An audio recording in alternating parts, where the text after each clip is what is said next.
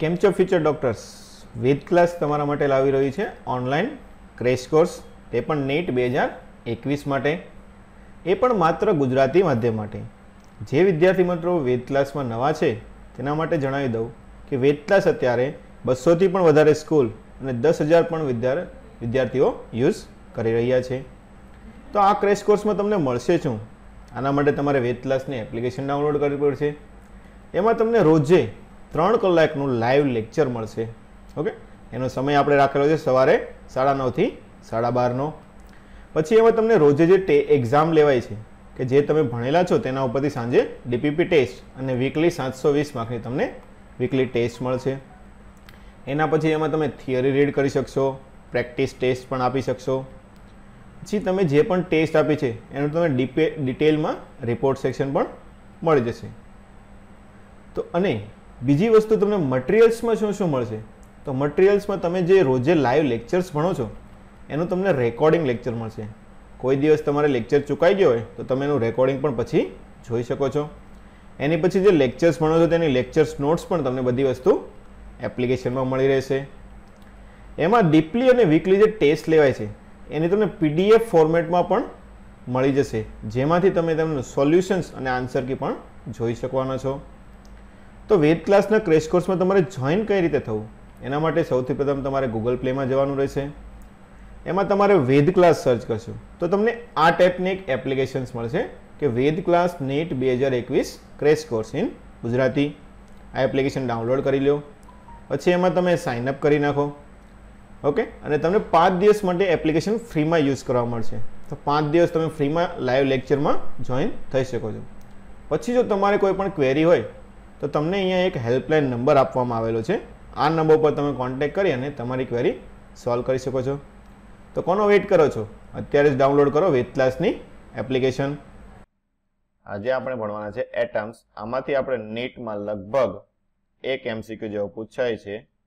Chapter સાવ સહેલું છે, તમને થોડાક સૂત્રો યાદ રાખી લેશો એટલે ઓટોમેટિક તમને આ ચેપ્ટરના બધા MCQ આવડી જશે. આમાંથી ઘણું ખરું તમને આવડતું પણ હશે. આવડે છે ને? બોલો. કેમેસ્ટ્રીમાં પણ થોડું ઘણું આમાંથી આવે છે, આમાંથી તમને ઘણું ખરું આવડતું પણ હશે જ તે. ચાલ, તો પેલું છે થોમ્સનનું મોડલ. થોમ્સને શું કીધું હતું કે પરમાણુને ઘન ગોળો લીધો હતો જે ઘન વિદ્યુતભારથી બનેલો છે, તેમાં ઇલેક્ટ્રોન ખોપાયેલા હોય છે. ઓકે, શું હતું થોમ્સનના મોડલને? બીજું શું કહેતા તમે? યાદ છે કોઈને? અનકોડિંગ મોડલ. ઓકે, શું હોય? આ પ્રકારનું હતું. પછી તે આલ્ફા કણનું પ્રકીર્ણ અને હાઇડ્રોજન વર્ણપટ રેખા સમજાવી શક્યું નહોતું, એટલે આ કેવું ગયું હતું? ફેલ ગયું હતું.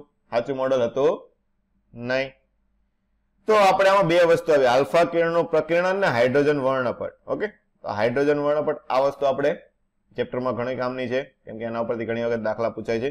પહેલી વસ્તુ આપણે જોઈએ આલ્ફા કિરણોનું પ્રકીર્ણન. તો કઈ રીતનું હોય છે? ફોર એક્ઝામ્પલ કઈ રીતે સમજાવી શકાય છે કે આ દાખલા કે આ કોઈ એટમ્સ છે, એની પર તમે આલ્ફા કિરણોનો મારો ચલાવ્યો. શું છે? આલ્ફા કિરણોનો મારો ચલાવ્યો. ઓકે, તો જો આલ્ફા કિરણો કેવો વીજભાર ધરાવે છે? ધન કે ઋણ? બોલો. આલ્ફા કિરણો કહેવાય કોને? બોલો. આલ્ફાને શું કહેવાય? 2He4 લખાય ને? શું લખાય? 2He4 લખાય કે ન લખાય? હા કે ના? હા, આલ્ફા બરાબર 2He4 લખે કે નહીં? તો હિલિયમ ન્યુક્લિયસ લખીએ ને આપણે. શું લખીએ નોર્મલી? હિલિયમ ન્યુક્લિયસ, એટલે ધન વીજભારિત છે. તો જો આ ન્યુક્લિયસ છે, આ તમે આ ન્યુક્લિયસની નજીક આવે તો શું થાય? આ ન્યુક્લિયસની અંદર શું હોય? પ્રોટોન પડેલા હોય. શું હોય? પ્રોટોન. તો આનું કેવું? આની સાથે શું થાય? અપાકર્ષણ થાય ને? શું થાય? અપાકર્ષણ થાય. એટલે જો દૂરના કિરણો છે એ તો સીધે સીધા નીકળશે, કેમ કે જગ્યા વધારે છે એટલે અપાકર્ષણ એટલું બધું લાગશે નહીં, એટલે એમાં કોઈ એટલો બધો વળાંક વળશે નહીં. પણ જેમ કિરણો ન્યુક્લિયસની નજીક હશે એમ શું થશે?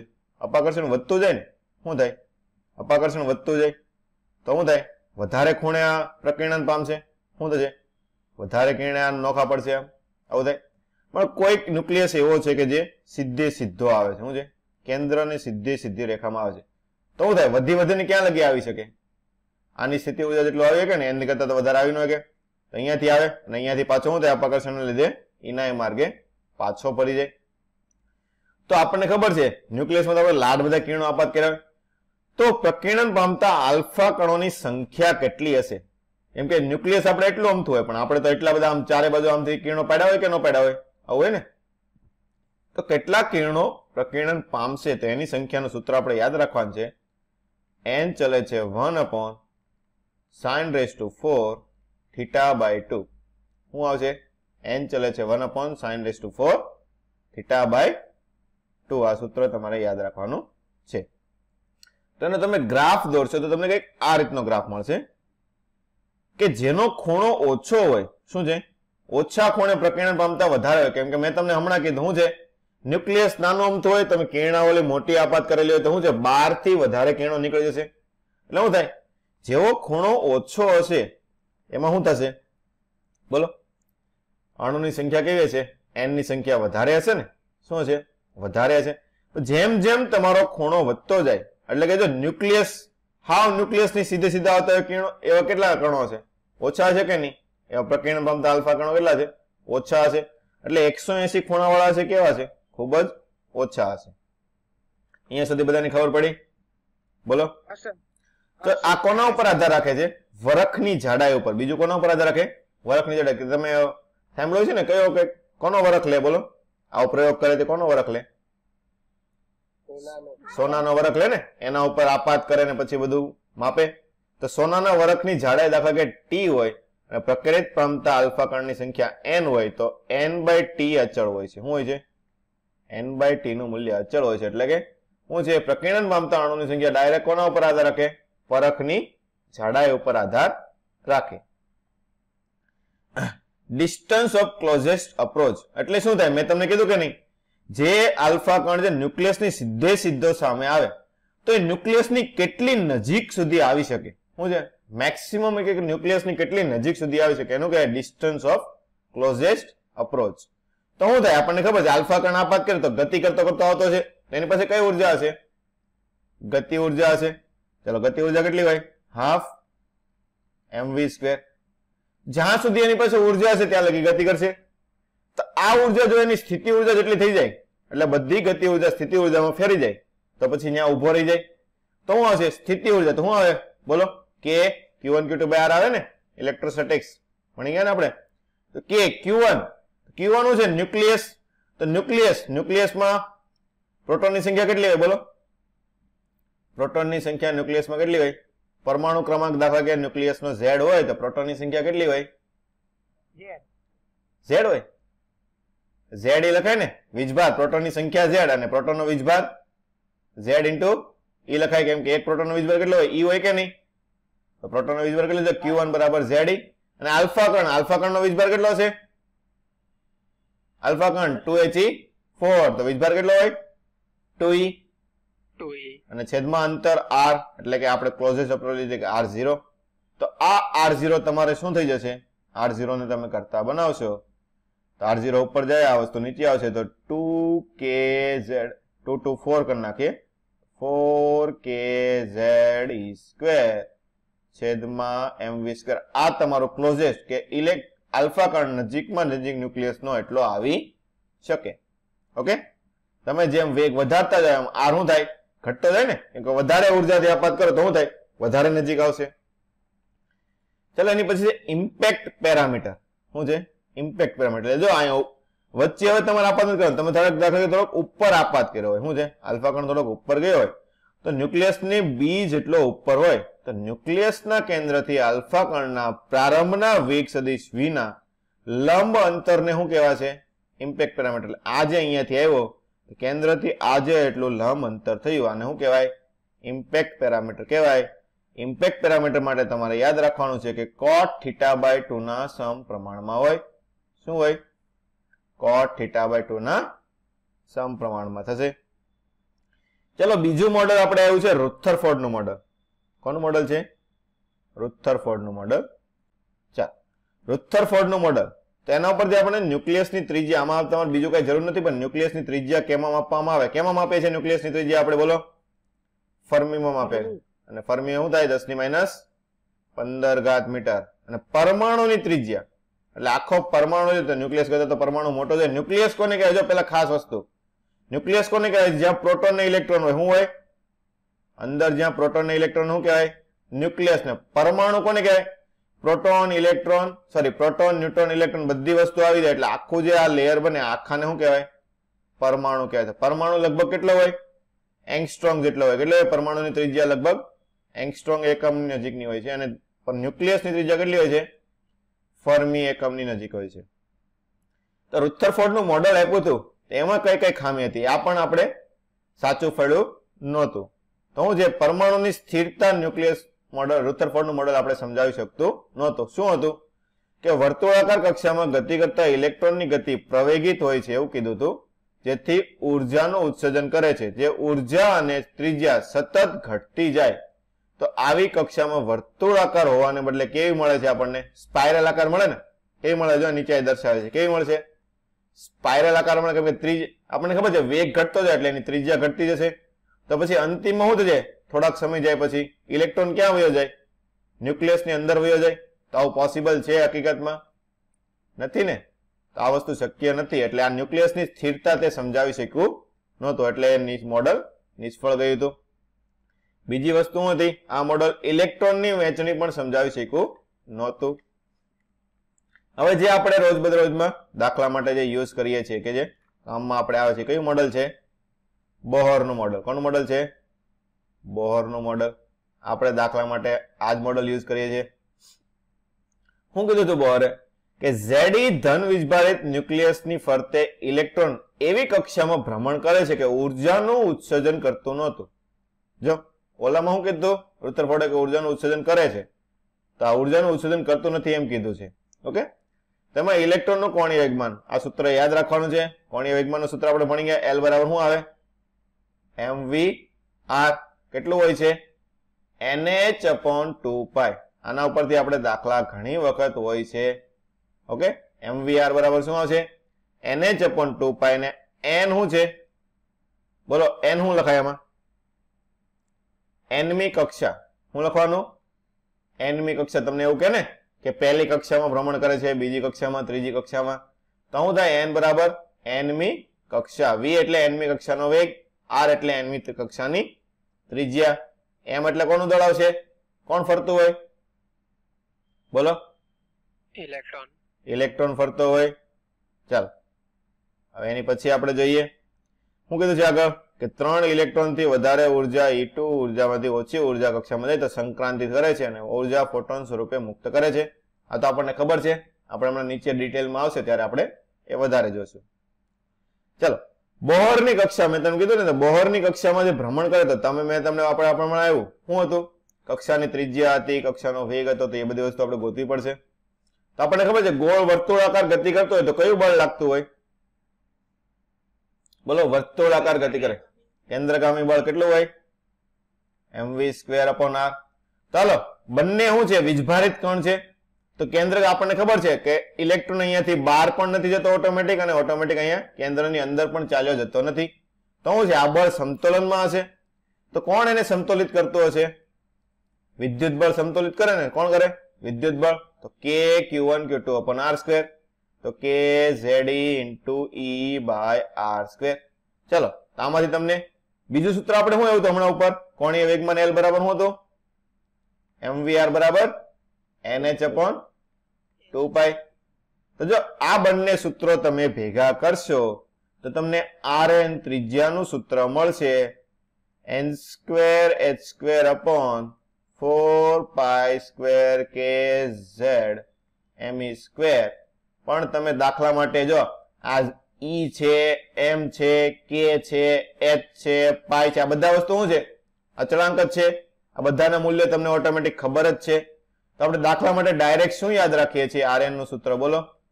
0.53 n²/z. આ ત્રિજ્યા તમારે આવશે એંગસ્ટ્રોમમાં. આ 0.53 કઈ રીતે આવ્યું?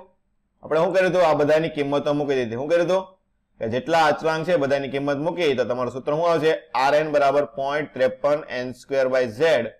આના ઉપરથી તમારે યાદ રાખવાનું છે કે ત્રિજ્યા n² ના સમપ્રમાણમાં અને z ના વ્યસ્ત પ્રમાણમાં હોય. આના ઉપરથી આપણે દાખલા પૂછાય છે. ઓકે. તમને એમ કીધું કે હાઇડ્રોજનની પહેલી કક્ષાની ત્રિજ્યા કેટલી હોય? કેટલી હોય? બોલો તો. હાઇડ્રોજનની પહેલી કક્ષાની ત્રિજ્યા. હાઇડ્રોજન Z કેટલું હોય? બોલો 1 ને પહેલી કક્ષા એટલે n બરાબર 1. તો કેટલી થઈ ત્રિજ્યા? 0.53 એંગસ્ટ્રોમ. કેટલી હોય? 0.53 એંગસ્ટ્રોમ. ચાલો એની પછી ઇલેક્ટ્રોન નો વેગ. તો આપણને ખબર પડી ગઈ ને, જો ઉપર આપણે હતું તે mv²/r બરાબર k ze²e/r. તો આમાંથી r મળી ગયો. આમાંથી r અહીંયા મૂકશો તો તમને આમાં વેગ મળી જાય કે ન મળી જાય? બોલો મળી જાય ને. તો આમાંથી વેગ મૂકો છો તો શું આવશે? ze²/2ε0 nh. અને આ બધા અચળાંકની કિંમત મૂકશો એટલે લગભગ તમારો જવાબ આવશે 2.2 z/n મીટર પ્રતિ સેકન્ડ. તો આના ઉપરથી તમારે શું, જો મોટા ભાગે તમારે કઈ વસ્તુ યાદ રાખવાની? તમને આવું જ પૂછે કે બીજી કક્ષાનો વેગ 50 હોય તો પાંચમી કક્ષાનો વેગ કેટલો હોય? ઓકે, તમારે મોટા ભાગે શું છે? સમપ્રમાણતા વધારે યાદ રાખવાની રહેશે. શું યાદ રાખવાનું? સમપ્રમાણતા યાદ રાખવાની રહેશે. તો v ચલે છે, શું આવશે તમારે? z/n. ને મોટા ભાગે તમને z માટે હાઇડ્રોજન પરમાણુ જ આપેલો હોય છે. ક્યારેક બીજો પરમાણુ આપી દે, હિલિયમ ને એવો, પણ મોટા ભાગે કયો હોય છે આપણે દાખલા? હાઇડ્રોજન પરમાણુ. એટલે મોટા ભાગે આપણે z બરાબર 1 જ આવે છે. તો v ચલે છે ડાયરેક્ટ 1/n થાય. ઓકે, આ વસ્તુ ખાસ યાદ રાખવાની છે કે ત્રિજ્યા n² ના સમપ્રમાણમાં હોય અને વેગ n ના વ્યસ્ત પ્રમાણમાં હોય. ઓકે, nz ના બીજા સૂત્રો મેં તમને અહીંયા નીચે આપેલા છે. તો મેઇન તમને આ બે યાદ હોવો જોઈએ. કયા કયા? વેગ અને ત્રિજ્યા. આ બંને યાદ હશે ને તો બાકીના તમને ઓટોમેટિક આવડશે. જો ઉપરના એક બે હું તમને કહી દઉં. ચાલો, કોણીય વેગ. તો કોણીય વેગ ઓમેગા નું સૂત્ર શું થાય? v બરાબર શું થાય? r omega. તો ઓમેગા બરાબર તમે શું લખી કહો? v/r લખી શકો કે નહીં? તો v નો સંબંધ ખબર છે, r નો સંબંધ ખબર છે, તો ઓમેગા નો મળી જાય તમને. બોલો, તો ઓમેગા ચલે છે, શું આવશે તમારે? z²/n³. એ જ રીતે આવૃત્તિ. આવૃત્તિ કોને કહેવાય? ઓમેગા બરાબર શું લખી શકો તમે? 2πf. તો શું છે? જેવું ઓમેગા નો છે એવું કોનો છે? f નું હશે. તો f નું પણ શું આવશે? f ચલે છે, z²/n³ લખી શકો. આવર્તકાળ. તો આવર્તકાળ કોને કહેવાય? આવૃત્તિનો વ્યસ્ત. તો એ આની કરતા ઉલટું. તો t ચલે છે, શું હશે તમારે? n³/z². કોણીય વેગમાન આપણને ખબર છે, l નું સૂત્ર આપણે હમણાં લખ્યું તો શું હતું? mvr બરાબર nh/2π. તો l ચલે છે n. ખબર પડી કે ન પડી? એટલે તમારે મેઇન કયા યાદ રાખવાના છે? v અને r વાળું યાદ રાખવાનું છે. કોણીય વેગમાનનું સૂત્ર તમને પહેલાથી યાદ રાખવાનું જ હતું. ઓકે, તો તમને બધું આવડશે. પ્રવાહ આવડશે, ચુંબકીય મોમેન્ટ આવડશે, ચુંબકીય ક્ષેત્ર, બધાના સૂત્રો તમને આ સૂત્ર ઉપરથી જ ઓટોમેટિક આવડી જશે. ચાલ, હવે ઉર્જા. તો આપણને ખબર છે ઉર્જા શું થાય? કઈ કઈ ઉર્જા આવે આપણી પાસે? સ્થિતિ ઉર્જા, ગતિ ઉર્જા, અને બંનેને ભેગી કરો તો કુલ ઉર્જા થાય. તો સ્થિતિ ઉર્જા, ચાલો શું છે? વીજભાર જ છે ને, તો વીજભાર વાળું સ્થિતિ ઉર્જા આપણે ઇલેક્ટ્રોસ્ટેટિક ભણી જ ગયા છીએ. શું આવે બોલો? k q1q2/r. તો શું છે? k q1 ze. બીજું ઇલેક્ટ્રોન આવે, એટલે ઇલેક્ટ્રોન આવે એટલે શું આવશે તમારે? Minus e. અહીંયા ધ્યાન રાખવાનું આ વસ્તુ. ઓકે, કેમ કે ઉર્જામાં આપણે બધી કેવી આવશે? માઇનસ ના સ્વરૂપમાં આવશે, છેદમાં rn. ઓકે, તો શું થઈ જશે? -kze²/rn. આ તમારે થઈ ગઈ સ્થિતિ ઉર્જા. એ જ રીતે તમે ગતિ ઉર્જા ગોતશો તો શું થાય? આ જ હતું ને, હું તો ગતિ ઉર્જા ને તમે સ્થિતિ ઉર્જામાં ફેરવી હતી. તો કઈ રીતે ગોતો તમે ગતિ ઉર્જા માટે? mv². જો આ સૂત્ર યાદ રાખવાનું, ઘણી વખત દાખલામાં આ યુઝ કરવાનું આવે. આ સૂત્ર ભૂલાઈ જાય ને ઉપરના, તમારે આ સૂત્ર વધારે કામમાં આવે કે mv²r બરાબર k q1q2/r. આવું થાય. આના ઉપરથી તમે ગતિ ઉર્જા કેટલી મળશે તમારે? સ્થિતિ ઉર્જા કરતા અડધી. જો આ રીતે યાદ રાખવાનું. યાદ કોનું રાખવાનું તમારે? સ્થિતિ ઉર્જા તમને ખબર જ છે, k q1q2/r માઇનસમાં આવશે. તો ગતિ ઉર્જાનું મૂલ્ય કેવું આવશે? u/2. સ્થિતિ ઉર્જા કરતા અડધું. બીજી વસ્તુ, ગતિ ઉર્જા ઋણ હોય કે? બોલો, ના હોય ને, કેમ કે દળ કોઈ દી ઋણ ન હોય ને. Half mv². તો v² કોઈ દી ઋણ ન હોય. તો આ વસ્તુ ખાસ જોવાની કે u તમે જે લખો ને એનું કેવું મૂલ્ય લેવાનું તમારે? અહીંયા ધન મૂલ્ય લેવાનું. કેવું લેવાનું? ધન મૂલ્ય. આમાં મિસ્ટેક ન થાય, આ વસ્તુ ધ્યાન રાખવાની. હાલો, પછી શું છે? ગતિ ઉર્જા અને સ્થિતિ ઉર્જા બંને ભેગી કરો તો તમને શું મળશે? કુલ ઉર્જા. તો કુલ ઉર્જા શું થાય? ગતિ ઉર્જા પ્લસ સ્થિતિ ઉર્જા. તો આપણને ખબર છે ગતિ ઉર્જા શું હતી? u/2 ને સ્થિતિ ઉર્જા માઇનસ યુ હતું કે નહીં? શું હતું? Minus you. તો શું થશે અહીંયા? માઇનસ u/2 થશે. શું થાય? તો કુલ ઉર્જાને બીજું તમે શું લખી શકો? માઇનસ u/2 પણ લખી શકો ને. જો આ પ્રકારના સૂત્ર આપણે પહેલા પણ આવી ગયા કે નહીં? બોલો, ગ્રેવિટેશનમાં એમાં જોયા હતા ને, આ પ્રકારના જતા કે નહીં બેઠા બેઠા? બોલો. ચલો, તો કુલ ઉર્જાનું સૂત્ર તમને આ બધાની કઈ જરૂર નથી. મેઇન વસ્તુ આપણે આ સૂત્રનો ઉપયોગ વારા ઘડીએ દાખલામાં હોય જ છે. ઓકે, શું હોય છે? આ સૂત્ર યુ ના બધી કિંમત તમે મૂકશો તો તમારું શું આવશે? Minus RCH z²/n². આર ને શું કહેવાય? રીડબર્ગ અચળાંક. શું કહેવાય? રીડબર્ગ અચળાંક. ક્યાંથી કઈ રીતે ભેગો કરેલો છે? m⁴ 8ε² ઓકે, એમાં શું કર્યું છે આપણે? આર ની ને વેગ ની બધી કિંમતો મૂકેલી છે એટલે તમને એના ઉપરથી ઈ નું સૂત્ર મળ્યું છે. ઓકે, એનું મૂલ્ય કેટલું લેવાનું? 1.09 10⁻⁷ પ્રતિ મીટર. એકમ પણ જો ખાસ યાદ રાખવાનું, ક્યારેક એનું તમને પારિમાણિક સૂત્ર થતો એકમ પૂછી શકે છે. ઓકે, તો પ્રતિ મીટર તમારે આવશે રીડબર્ગ અચળાંક. પણ દાખલા માટે આપણે તમારે કેટલું લેવાનું? ડાયરેક્ટ 10⁻⁷. કેટલું લેવાનું? 10⁻⁷. એટલે નજીકનું મૂલ્ય તમને ઓટોમેટિક મળી જશે. આ પાછી આ બધા અચળાંક છે. RCC શું છે? પ્રકાશનો વેગ, અને H પ્લાન્કનો અચળાંક. તો આના ઉપરથી ફરીથી તમને ઈ બધા સૂત્ર મૂકશો તો તમારું સૂત્ર શું આવશે? ઈ બરાબર માઇનસ 13.6 z²/n² જ આવશે ને? હા, z²/n². આ સૂત્ર તમારે ખાસ યાદ રાખવાનું છે ઈનું, કેમ કે દાખલા મોટા ભાગે આપણે આના ઉપરથી જ ગણવાના આવે છે. સંક્રાંતિના દાખલા આવશે તો પણ એક કક્ષામાંથી બીજી કક્ષામાંથી તો ડેલ્ટા ઈ ગોતવો પડશે.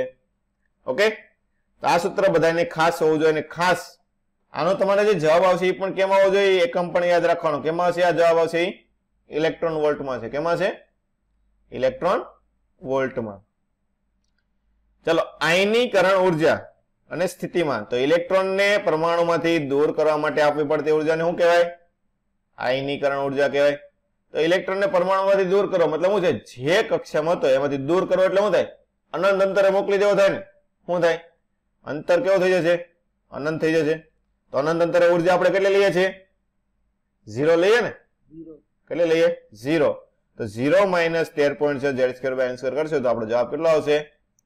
13.6 z²/n². એટલે સૂત્ર એનું જ રહેશે, પણ આયનિક ઉર્જા કેવી હશે? ધન લેવાની રહેશે. કેવી હશે? ધન લેવાની રહેશે. ચલો, ધરા અવસ્થામાં હાઇડ્રોજન પરમાણુ માટેની ઉર્જા. તો હાઇડ્રોજન Hz ની કિંમત કેટલી હોય? H2 પરમાણુ Z બરાબર પરમાણુ ક્રમાંક પહેલો જ છે 1 આવે. તો E બરાબર શું થઈ જશે? Z બરાબર 1 મૂકો તો શું આવશે તમારી? 13.6/n². અને ધરા અવસ્થાનો મતલબ શું થાય? પરમાણુની કક્ષા કઈ હશે? n બરાબર 1 હશે ને? પહેલી કક્ષા હશે તો n બરાબર પણ 1 મૂકશો તો શું આવશે તમારો જવાબ? E બરાબર 13.6. તો ધરા અવસ્થાની આયનીકરણ ઉર્જા કેટલી હોય? 13.6. મેક્સિમમ હોય ને? આપણે ખબર છે સૌથી નીચેની કક્ષામાં એને સૌથી વધારે ઉર્જા આપવી પડે. તો મેક્સિમમ કેટલી છે? 13.6. અને આયનીકરણ સ્થિતિમાન તો આપણને ખબર છે U બરાબર આપણે શું લખીએ છીએ? Q × V લખીએ. તો V બરાબર શું લખાય? U/Q. એટલે U ઉર્જા કેટલી હોય? આયનીકરણ ઉર્જા એટલે આયોનાઇઝેશન ઉર્જા કહીશું આપણે. E ionisation. ઓકે, છેદમાં ઇલેક્ટ્રોનનો વીજભાર એટલે E થઈ ગયું. ઓકે, સ્થિતિમાન તો ઓટોમેટિક તમને આવડી જ જશે, ઉર્જા આવડશે એટલે. ચલો, ઉત્તેજિત ઉર્જા અને ઉત્તેજિત સ્થિતિમાન કોને કહેવાય? તો ઇલેક્ટ્રોનને એક કક્ષામાંથી બીજી કક્ષામાં લઈ જવા માટે આપવી પડતી ઉર્જાને ઉત્તેજિત ઉર્જા કહેવાય. શું કહે? તમને દાખલા આપણે મોટા ભાગે આ રીતના આવે ને કે પહેલી કક્ષામાંથી પાંચમી કક્ષામાં લઈ જવા હોય તો કેટલી ઉર્જા આપવી પડે? કે પહેલીમાંથી બીજીમાં લઈ જવા હોય તો કેટલી ઉર્જા આપવી પડે? તો શું થાય? એ ઉર્જાને શું કહેવાય? E બરાબર અંતિમ માઇનસ પ્રારંભિક. શું લેવાનું? અંતિમ માઇનસ પ્રારંભિક. આ રીતનું લઈએ છીએ આપણે. તો એટલી ડેલ્ટા E નું સૂત્ર શું આવશે તમારે? ડેલ્ટા E બરાબર અંતિમ માઇનસ પ્રારંભિક. બસ એટલું યાદ રાખવાનું, બાકી કાંઈ આપણે જરૂર નથી. અને આ તો આપણને ખબર છે V બરાબર શું લખાય? U બરાબર QV. ઉપર આપણે જે કર્યું હતું એનું બેઠે બેઠું સૂત્ર છે. જો આ ઉર્જા કક્ષોની સ્તરોની ઉર્જા છે ને આ તમારે યાદ રાખી લેવાની.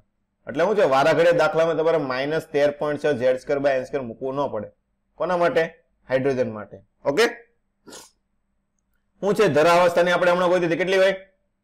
13.6. બોલો તો પેલા ઉર્જાનું સૂત્ર શું હતું? હાઇડ્રોજન માટે આપણે H2 માટે લઈએ છીએ ત્યારે, એટલે Z બરાબર 1 લઈ લઈએ છીએ. બોલો En નું સૂત્ર શું થાય? -13.6 n² થાય ને? શું થાય? n². n ની કિંમત તમે 1 2 3 4 મૂકો. 1 મૂકો તો 13.6, 2 મૂકશો એટલે બીજી કક્ષાની ઉર્જા કેટલી થશે? 3.4. 3 મૂકશો એટલે -1.51. જો માઇનસ જ આવશે બધી વસ્તુ, અને 4 મૂકશો એટલે 0.85. 4 સુધીના મૂલ્ય યાદ રાખી લેવાના બધાને. ઓકે, એટલે તમને દાખલા ગણવામાં સહેલાઈ પડે તરત. ખબર પડી ગઈ કે ન પડી બધાને? અહીંયા સુધી કોઈને ડાઉટ કાંઈ? બોલો. નહીં? ના સર. ચાલો આગળ. સંક્રાંતિ શું છે? ઇલેક્ટ્રોનની સંક્રાંતિ. સંક્રાંતિ કોને કહેવાય? કે વધુ ઉર્જાવાળી કક્ષામાંથી ઓછી ઉર્જાવાળા કક્ષામાં આવે ત્યારે ઉર્જાનું ફોટોન સ્વરૂપે ઉત્સર્જન કરે એને શું કહેવાય? સંક્રાંતિ કહેવાય. તો ઇલેક્ટ્રોન જ્યારે વધારે ઉર્જાવાળી E2 કક્ષકમાંથી ઓછી એટલે કે E1 કક્ષકમાં સંક્રાંતિ કરે ત્યારે ફોટોન સ્વરૂપે ઉર્જાનું ઉત્સર્જન કરે છે. મેં તમને કીધું એમ ડેલ્ટા E કેટલું હોય છે? બંને કક્ષાના ઉર્જાનો ફેરફાર. એટલે શું થાય? E2 - E1. આ કોણ જેટલું હોય છે?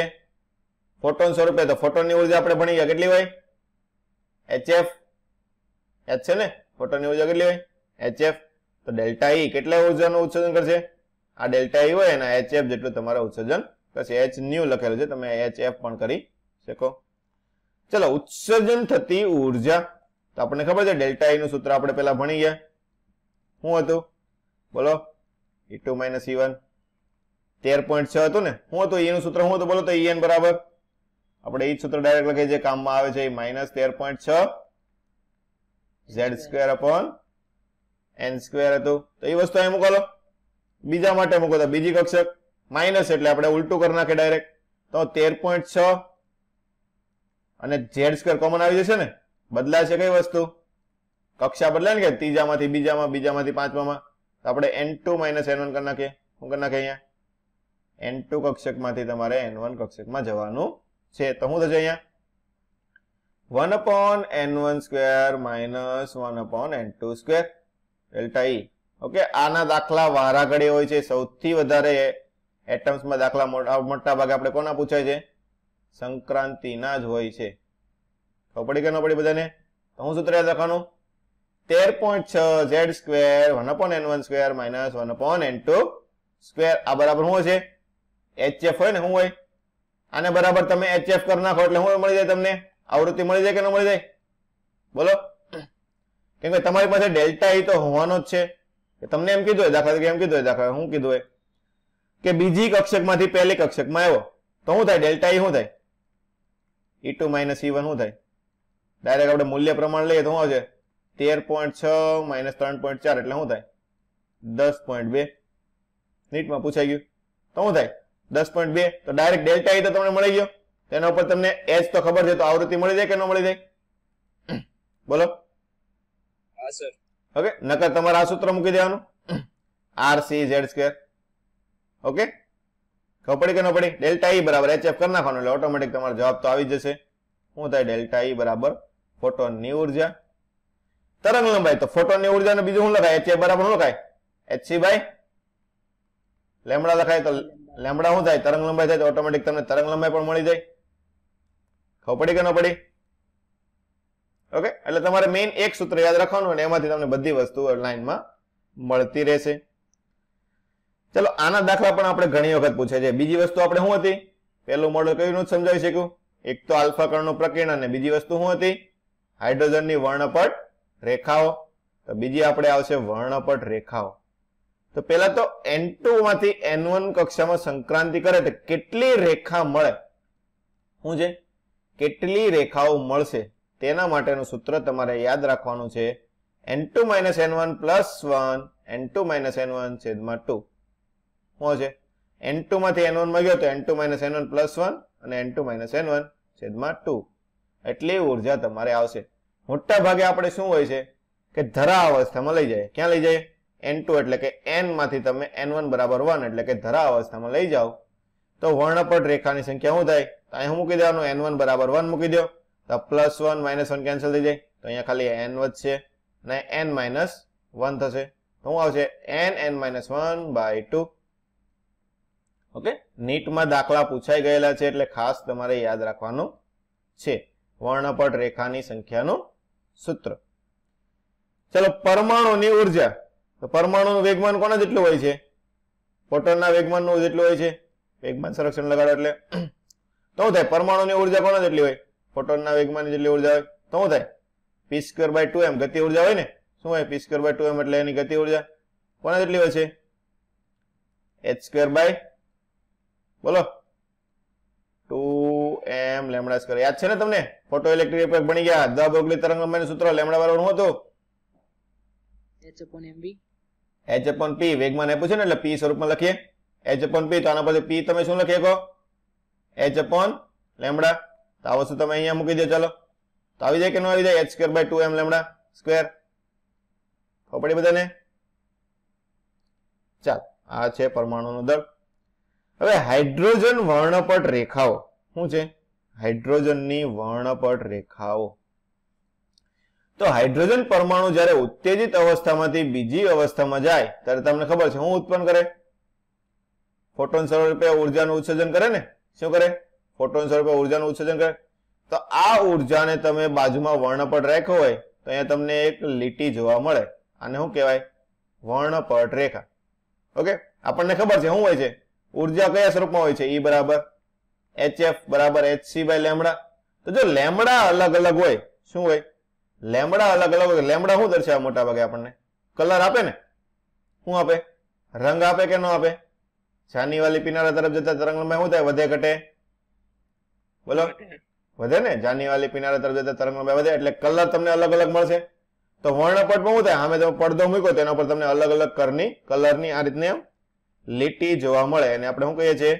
વર્ણપટ રેખાઓ કહીએ. શું કહીએ? વર્ણપટ રેખાઓ. તો આ શું થયું? કોના પર આધાર રાખશે આપણે? તરંગલંબાઈ. તો આપણે તરંગલંબાઈનું સૂત્ર ડાયરેક્ટ મૂકવાનું થાય. તો 1/λ. આપણે જો શું હતું? ઉર્જાનું સૂત્ર શું હતું? પેલા એ લખો તો E બરાબર hf. hf બરાબર શું હતું આપણે? બોલો, r c z² 1/n1² - 1/n2².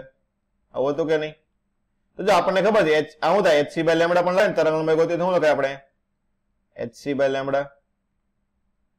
Okay, આપણે ભૂલ કરી સૂત્રમાં કઈ ભૂલ કરી છે જો તો ઉપર. ઓકે, rz² લખ્યો તો ને કે સોરી એમાં આવશે rz². કાઢી નાખીએ.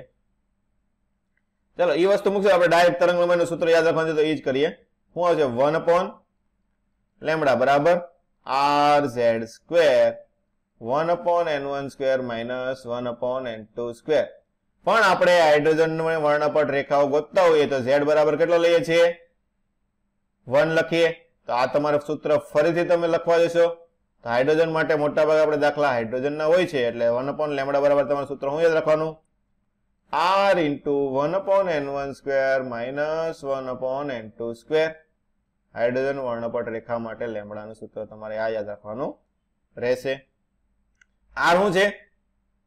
બોલો તો. r રીડબર્ગ અચળાંક મૂલ્ય કેટલું હોય? 1.057 1.09 10 કે પ્લસ? બોલો, પ્લસ 7 ઘાત. કેટલી? 7 ઘાત. એકમ શું હતો? પ્રતિ મીટર એટલે મીટર ઇન્વર્સ. ચાલ, તો આમાં આપણને બધી કક્ષાની શ્રેણી આપેલી હોય ને, તમને ખબર જ હશે કઈ કઈ આવે છે આપણે સિરીઝ? લાયમન, બામર, પાસવાન, બ્રેકેટ અને ફૂંડ. આપણે મોટા ભાગે 3-4 નું વધારે કામ હોય છે કે લાયમન વધારે પૂછાય, પછી બામર, પાસવાન ને બ્રેકેટ. મોટા ભાગે આપણે લાયમન હોય છે. ચાલો, તમને યાદ હોય તો મને કહો, લાયમન શ્રેણી કોને કહેવાય? બોલો, લાયમેન શ્રેણી કોને કહેવાય? શું થાય? કોઈ પણ કક્ષામાંથી ઇલેક્ટ્રોન ક્યાં આવવો જોઈએ? n બરાબર 1 માં આવવો જોઈએ. ક્યાં આવવો જોઈએ? એટલે ધરા અવસ્થામાં આવે ને. ક્યાં આવે? ધરા અવસ્થામાં. કે ત્રીજામાંથી પહેલામાં આવ્યો, પાંચમામાંથી પહેલામાં આવ્યો, બીજામાંથી પહેલામાં આવ્યો. કોઈ પણ વસ્તુ જ્યારે પહેલામાં આવતી હોય, ક્યાં આવતી હોય? પહેલી કક્ષામાં. તો એ કઈ શ્રેણી લેવાની તમારે? લાઇમેન. કઈ લેવાની? લાઇમેન શ્રેણી લેવાની. કોઈ પણ વસ્તુ બીજી કક્ષામાં આવતી હોય તો કઈ શ્રેણી આવશે? બોલો બોલો. કોઈ પણ ઇલેક્ટ્રોન કોઈ પણ કક્ષામાંથી બીજી કક્ષામાં આવતો હોય તો કઈ આવશે? બામર. એ જ રીતે ત્રીજીમાં આવતો હોય તો શું આવશે? અહીંયા આપણે લખતા જઈએ n બરાબર 2 માં આવે, આ n બરાબર 3 માં આવે, n બરાબર 4 માં આવે, ને આ n બરાબર 5 માં આવે. તો આ બધી શ્રેણી તમારે આવી જશે લાઇમન, બામર, પાસવન, બેકેટ અને ફોન્ડ.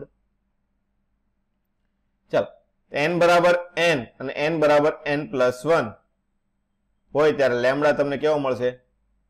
મેક્સિમમ. ચલો તમે આ વસ્તુ જો, લેમ્બડાની કિંમત આપણે લેમ્બડાનું સૂત્ર લખી ગયા હમણાં. 1/λ બરાબર શું હતું? બોલો તો. r into 1/z. આપણે હાઇડ્રોજન અત્યારે કોના માટે જોઈએ છે? હાઇડ્રોજન વર્ણપટ માટે જોઈએ છે, એટલે આપણે z બરાબર 1 ઓટોમેટિક લખી લઈએ છીએ. Okay, 1/n1² minus 1/n2². ચલો, તો પણ લેમ્બડા મેક્સિમમ જોતો હોય તો શું કરવું પડે? આ પદ તમારે મેક્સિમમ લાવવું પડે કે ન લાવવું પડે? અને અંશ n2² માઇનસ આને આપણે લસા લઈએ તો શું થાય?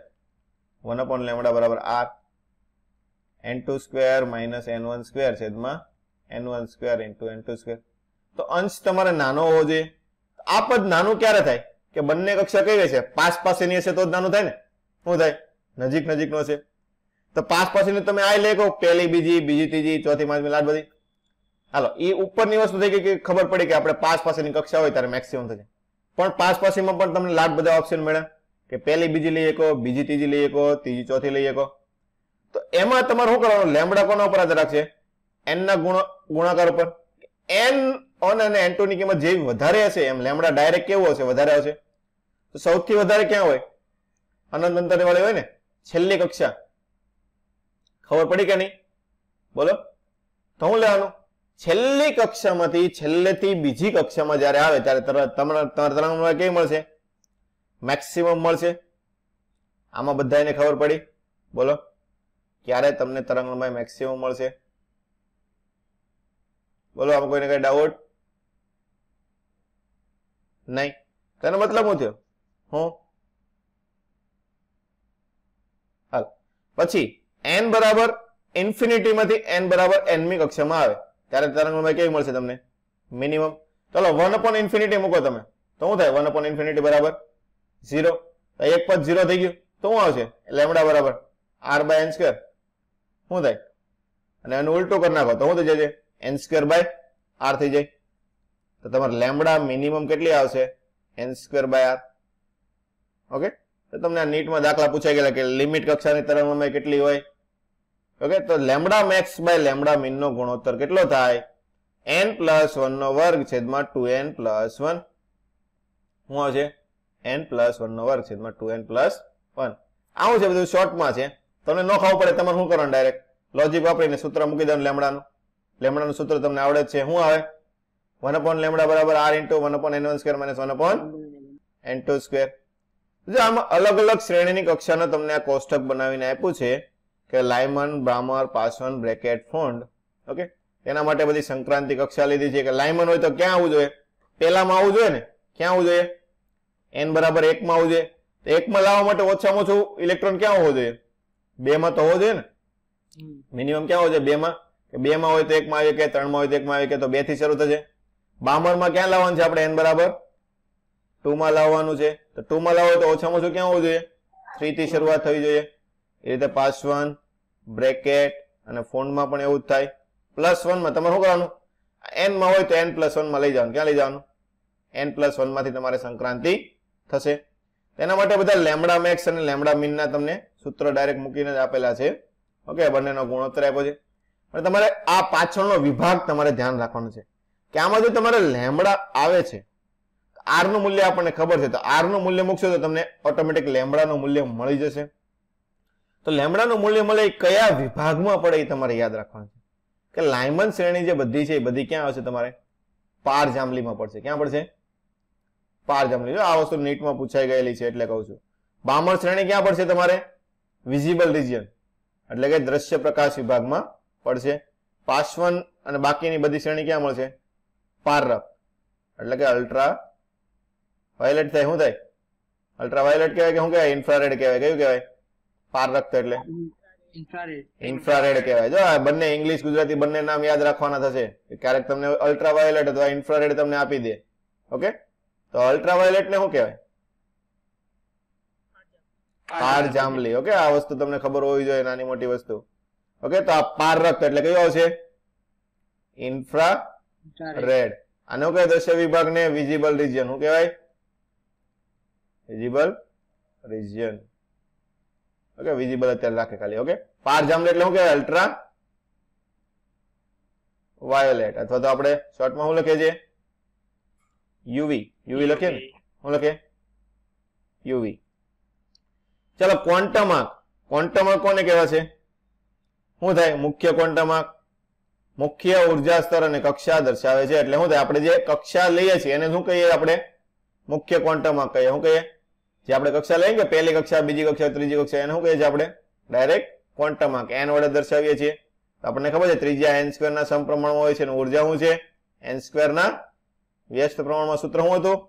E બરાબર -13.6 z square upon n square. તો n સ્ક્વેર ના વ્યસ્ત પ્રમાણમાં થાય. ચલો, કક્ષીય ક્વોન્ટમ આંક. તો મુખ્ય ક્વોન્ટમ આંકની જે પેટા કક્ષક પડે છે SPDF, જે તમારે કેમિસ્ટ્રીમાં ડિટેલમાં આવતું હશે, આપણે અહીંયા એટલું બધું પૂછાતું નથી. SPDF એટલે પહેલી હોય તો S, બીજી હોય તો P, ત્રીજી આવશે ત્યારે D બને, ચોથી આવે ત્યારે F કક્ષક બને. ચાલો, કક્ષીય વેગમાન. તો આ યાદ રાખવાનું છે. L બરાબર શું થાય? Under of L into L plus 1 h upon 2 pi. આપણે શું હતું? NH upon 2 pi હતું કે નહીં? તો આ તમારે n નું સૂત્ર છે કે અંડર ઓફ L અને L plus 1 નો ગુણાકાર. ચાલો, ચુંબકીય ક્વોન્ટમ આંક M ક્યાંથી હોય? -L થી +L સુધીનો હોય. દાખલા કે L નું મૂલ્ય તમને મળ્યું 3, તો શું થાય? -3 થી +3 સુધીનું હોય. તો આની સંખ્યા કેટલી થાય?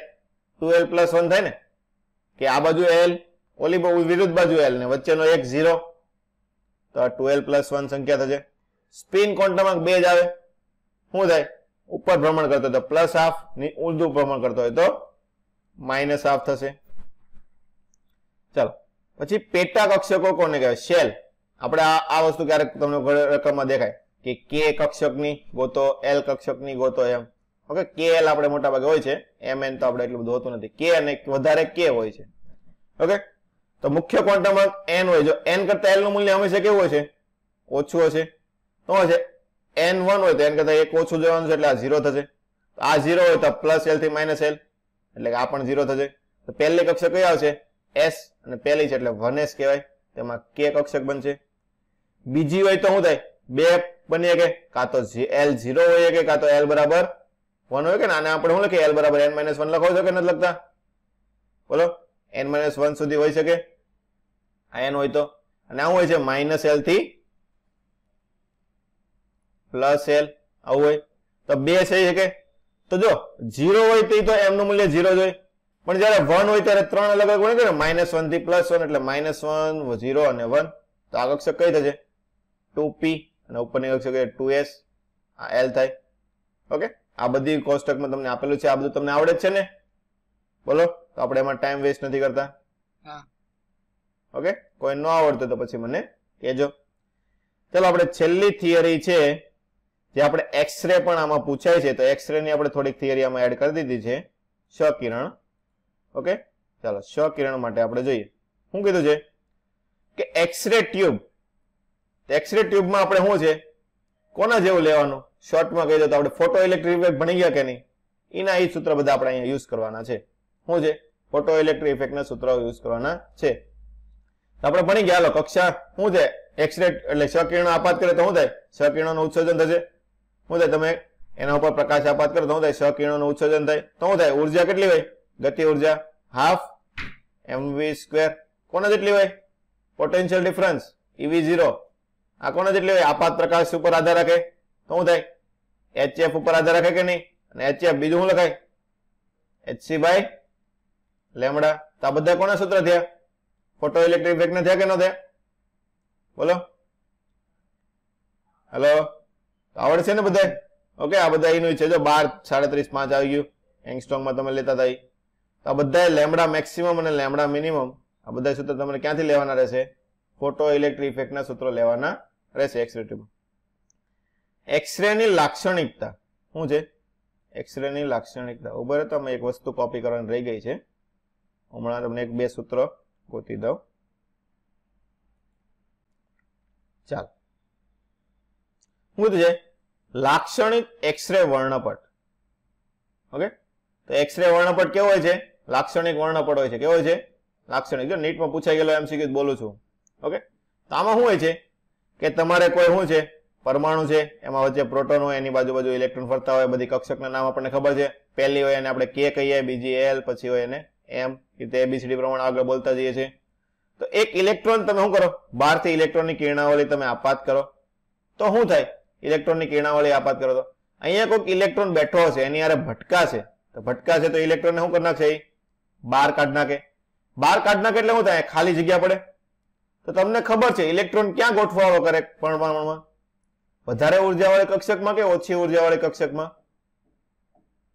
બોલો, ઇલેક્ટ્રોન ક્યાં ગોઠવાળો કરે?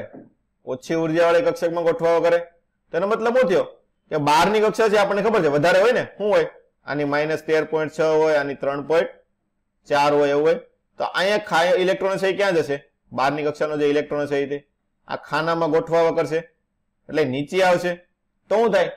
મોટી ઉર્જાવાળી કક્ષકમાંથી નાની ઉર્જાવાળી કક્ષકમાં આવે એટલે સંક્રાંતિ કરે. આ જે સંક્રાંતિ કરે એની તરંગ લંબાઈ કોના રિજિયનમાં પડતી હોય છે? ક્ષકિરણ રિજિયનમાં. કયામાં પડે? ક્ષકિરણ રિજિયનમાં પડે. એટલે એ શું થાય? એક્સરે મળે. ખબર પડી કે ન પડી? પેલા તો એક્સરે કિરણ કઈ રીતે મળે બોલો? ચાલ, તેમાં આ રીતે અલગ અલગ હોઈ શકે. તો આપણને ખબર છે પહેલી કક્ષાને આપણે શું કહીએ છીએ? કે એલ એમ એન એ રીતે. તો પહેલી કક્ષકમાં જે આવતા હોય એને બધા શું કહેવાય? K1 K2 K3. એની બદલે આપણે આલ્ફા બીટા ગામા નામ આપ્યા છે. શું છે? Alpha beta gamma. કે પેલા એલ માંથી કે માં આવે. ક્યાં આવે? એલ માંથી કે માં. તો શું લખાય? કે આલ્ફા. એટલે બીજામાંથી પહેલામાં, પછી ત્રીજામાંથી પહેલામાં, ચોથામાંથી પહેલામાં. તો આલ્ફા બીટા ગામા એ રીતે લાઈનમાં નામ આપેલા છે.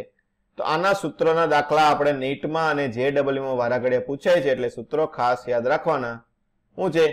કે આલ્ફા રેખાની આવૃત્તિ. મોટા ભાગે આપણે કે આલ્ફા હોય કે ની જ હોય છે. એલ આપણે કોઈ પૂછાણું નથી, પણ કે નું તો પૂછાય છે. તો કે આલ્ફા ની શું છે? આવૃત્તિ. આવૃત્તિ એટલે એફ વડે દર્શાવાય. તો એફ ઓફ એ આલ્ફા બરાબર RCZ-1. હાલો, કે આલ્ફા એટલે ક્યાં આવવું જોઈએ? કે એટલે કઈ કક્ષક થઈ? પહેલી. એટલે n1 બરાબર શું થઈ જશે? 1 થઈ જાય. શું થાય? 1/1/2. અને આલ્ફા, આલ્ફા મતલબ શું થયો? બીજામાંથી પહેલામાં એવું કહેવાય ને, પહેલું જ આવશે ને, પહેલી સંક્રાંતિ. તો પહેલી સંક્રાંતિ ક્યાં થાય? બીજામાંથી પહેલામાં થાય. તો ત્યાં શું આવશે? બીજી કક્ષક કઈ આવશે? 2 આવશે. આ ખબર પડે કે નહીં? 1 ને 2, n1 બરાબર 1 ને n2 બરાબર 2 કઈ રીતે લખ્યું બોલો? હા સર. n2 બરાબર 2 માંથી n1 બરાબર 1 માં આવશે. કેમ કે નામ શું છે? કે આલ્ફા. ચાલો, તો આને તમે સૂત્ર મૂકશો તો શું જવાબ આવશે તમારો? f max બરાબર 2.47 ગુણ્યા 10 ની 15 ઘાત. પણ અહીંયા વસ્તુ તમારે ખાસ ધ્યાન રાખવાની છે. એક્સરે ના દાખલા આવે તો તમારે z² નહીં લખવાનું. શું લખવાનું? z-1². શું લખવાનું થશે? z-1². આ વસ્તુમાં બધા ભૂલો કરે છે, એટલે આ વસ્તુ તમારે ખાસ ધ્યાન રાખવાનું. હવે કોઈ મને સમજાવી શકશે કે z-1 શા માટે લીધું આપણે? બોલો, z-1 શા માટે લીધું? એમ કે જો અહીંયા આપણે ઇલેક્ટ્રોન અહીંયા આપણે આપાત કરીએ તો શું થયું? એક ઇલેક્ટ્રોન બહાર નીકળી ગયો ને, એટલે એનું એટલું ઘટી ગયું. તો z-1 લેવાનું. આ વસ્તુ ખાસ ધ્યાન રાખવાની રહેશે તમારે. તો આપણે કે તો એની તરંગ લંબાઈ આવશે 1/λk. કોઈ પણ કક્ષકની લઈએ તો r × z-1² કે છે એટલે પહેલામાં આવશે. અને આલ્ફા બીટા ગામા આપણને ખબર નથી એટલે આપણે જનરલ સૂત્ર લખીએ છીએ. તો 1 તો કોઈ પણ nમી કક્ષામાંથી તે આવી શકે. ખબર પડી કે ન પડી? તો ખાસ વસ્તુ તમારે યાદ રાખવાની છે. કે આલ્ફા તમને આમાં શું છે? RC ની બધાની કિંમત મૂકી દીધી તો લેમ્બડા બરાબર કે આલ્ફા ની મળી ગઈ છે. શું છે? લેમ્બડા ઓફ કે આલ્ફા. તો કઈ કઈ વસ્તુ હોય બોલો? કે આલ્ફા એટલે ક્યાંથી ક્યાં આવ્યો છે બોલો? કે આલ્ફા ક્યાંથી ક્યાં આવ્યું હોય? હલો, કે આલ્ફા કક્ષક કયું હોય? બીજામાંથી પહેલામાં આવે ને. કે મતલબ શું થાય? પહેલી, અને આલ્ફા મતલબ પહેલી વખત આવે ત્યારે. તો પહેલી વખત ક્યારે આવે? બીજામાંથી પહેલામાં આવે ત્યારે. એ પ્રમાણે ઉર્જાનું સૂત્ર પણ બદલાઈ જાય. ઉર્જા બરાબર શું થશે? E ઓફ કે આલ્ફા બરાબર 10.2 z-1 નો વર્ગ ઇલેક્ટ્રોન વોલ્ટ. 10.2 કઈ રીતે આવ્યું હતું? બીજામાંથી બીજાની પહેલાની ઉર્જા કક્ષક તમને યાદ છે ને? કેટલી હોય? E1 પહેલી કક્ષાની કેટલી હોય?